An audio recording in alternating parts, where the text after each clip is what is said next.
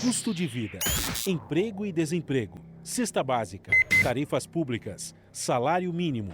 Agora, na Brasil Atual, a análise do DIEESE. Nós vamos entrar em contato agora com o diretor técnico do DIEESE, Fausto Augusto Júnior. Bom dia, Fausto. Bom dia, Glauco. Bom dia a todos.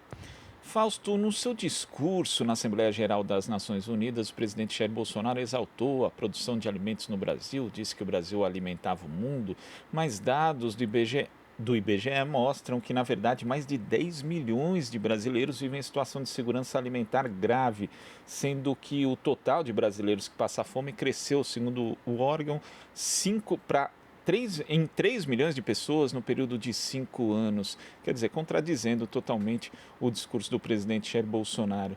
Isso tem a ver com o nosso modelo de agronegócio, também com as últimas mudanças nos anos mais recentes e com uma despreocupação em relação à questão da segurança alimentar, Fausto? Então, Glauco, essa é uma das contradições que o Brasil vive, né? É real, o Brasil é um dos maiores produtores de alimento do mundo, porém o Brasil voltou ao mapa da fome nos últimos 5 anos, o que faz a gente novamente voltar a uma discussão que há algum tempo a gente imaginava que estaria superada. Primeiro porque qual é o dilema que a gente tem hoje num país em que produz muito alimento, mas que não consegue levar esse alimento para a mesa de uma parte significativa da sua população. E chama mais atenção ainda nesses números quando você vai ver que boa parte dessas pessoas que não têm acesso a uma segurança alimentar, ou seja, a quantidade mínima ali de alimento para sua família, está no campo, ou seja, está exatamente naqueles que produzem os alimentos para o resto da população.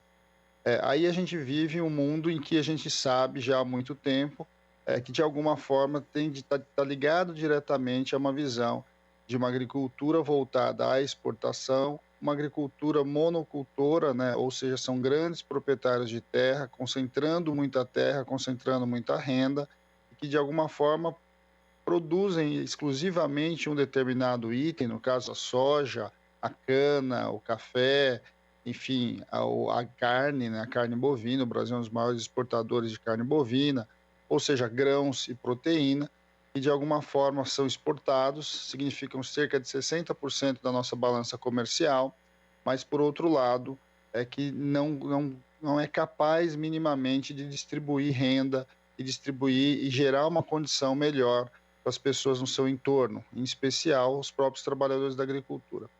70% da nossa alimentação vem da agricultura familiar. Quando você olha, então, para esse mapa da fome, você vai ver que mais de 40%, no caso, 40% vem ali dessas áreas. Isso significa que essa agricultura familiar é incapaz de produzir alimento para si e para os outros, e que coloca em questão a necessidade de alguma forma de apoio mais substancial. O que a gente viu nos últimos 5 anos, de certo modo, foi a perda desse apoio. Os recursos destinados à agricultura familiar vêm ano a ano sendo reduzidos. Esses recursos, de certo modo, não são recursos só do ponto de vista da ajuda direta, mas são recursos do ponto de vista de você viabilizar os canais, inclusive, que essa agricultura familiar se dinamize, melhore, aumente a sua produtividade e, principalmente, chegue nas famílias por meio dos programas de distribuição. Ele vai sendo minado, ele vai sendo interrompido, ele vai sendo diminuído, e aí o que a gente vê é o que a gente já está, que os números estão mostrando: a fome começa a voltar, e a fome volta a partir do interior do Brasil e vai se alastrando por meio das cidades, porque também é esse trabalhador do campo que vem para as cidades, para os grandes centros, e nos grandes centros vão para os grandes núcleos de pobreza e não encontram ali condições mínimas de sobrevivência. Nós estamos no momento da pandemia, no momento em que coloca questões para nós, em especial porque agora, dia 31 de dezembro, o abono emergencial acaba, né? E o fim do abono emergencial vai evidenciar um aumento muito substancial dessa questão, porque, de alguma forma, foi ele que tem segurado aí nos últimos meses essa questão da fome, e que, a partir de janeiro do ano que vem, ela volta de maneira muito acentuada, algo que a gente precisa debater, e precisa debater rápido. Porque o Betinho dizia um pouco isso, né? Quem tem fome tem pressa, não dá tempo de ficar esperando, a gente vê o que vai acontecer. É inevitável que no começo do ano que vem a gente precise ter políticas mais ativas que lidem com essa questão. E a gente pode dizer então, Fausto, que temos problemas aí que são de ordem estrutural, no caso, nosso próprio modelo de agronegócio, né, que privilegia a exportação e que deixa em segundo plano a questão da segurança alimentar, e também essa questão circunstancial grave e séria que é a pandemia. E aí tem esse problema, né, Fausto, que você falou. Na verdade, temos aí insuficiências nas duas pontas.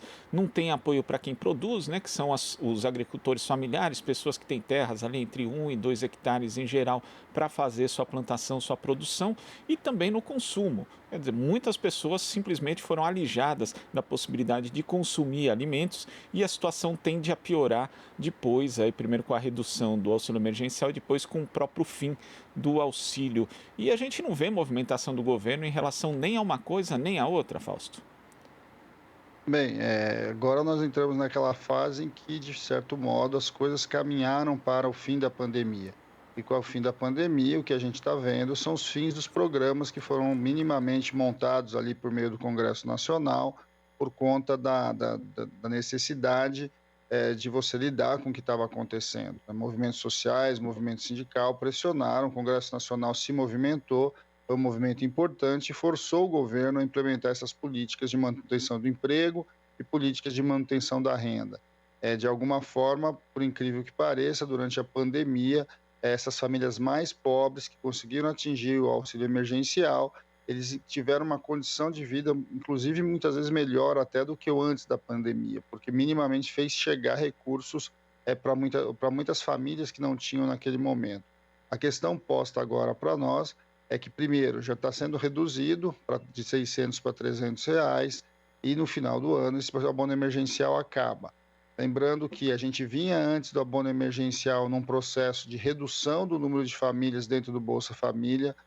Você tinha um aumento ali já da pobreza generalizada no país e agora tudo isso, de certo modo, se amplifica. Se amplifica porque, mesmo que a economia vá voltando, apesar da pandemia aí não tá, de certo modo, debelada, na outra ponta você vê que a economia ainda é muito frágil, muito fraca, e o número de pobres vem aumentando consistentemente. Então, isso é uma questão efetiva para a nossa sociedade. Enfrentar a pobreza é novamente um desafio.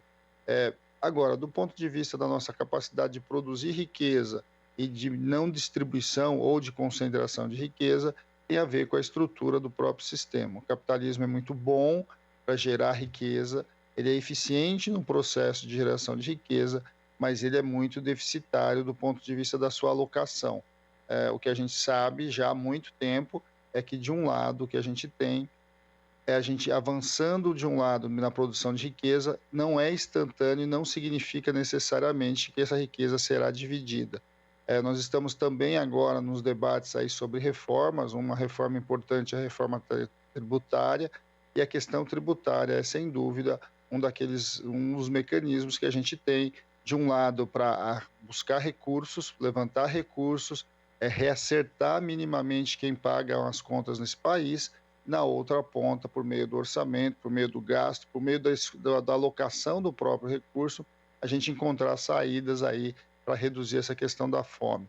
Não tenho a menor dúvida, para lidar com a questão da fome, você precisa de política ativa de renda, política ativa de segurança alimentar, política ativa de agricultura familiar, ou seja, você precisa apoiar aqueles que de fato produzem o alimento que chega na mesa do brasileiro e não apoiar só aqueles que, de certo modo, produzem ali para exportação, para o grande negócio, que neste momento, por exemplo, a gente tem a questão do arroz, mas não só do arroz, do feijão, do óleo, que, de certo modo, nesses momentos, a gente vê aí a questão dos preços, a questão vinculada ao câmbio, em que aumenta a carestia, aumenta o preço da cesta básica e que, de certo modo, complementa, amplifica o problema da redução do poder de compra dos trabalhadores em geral e aumenta a dificuldade ali de ele ter uma cesta mínima para manter a alimentação dos seus e da sua família.